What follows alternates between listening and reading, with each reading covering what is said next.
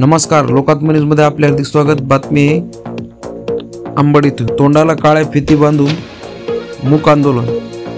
अंबड मुंबई बदलापूर येथे झालेल्या अत्याचाराचा निषेध म्हणून या निष्क्रिय महायुती सरकारच्या विरोधात दिनांक 24 ऑगस्ट 2024 रोजी सकाळी 10 वाजता डॉक्टर बाबासाहेब आंबेडकर यांच्या पुतळ्यासमोर अंबड येथे महाविकास आघाडीतील सर्व पदाधिकाऱ्यांनी तोंडाला काळ्या फिती बांधून मूक आंदोलन केले।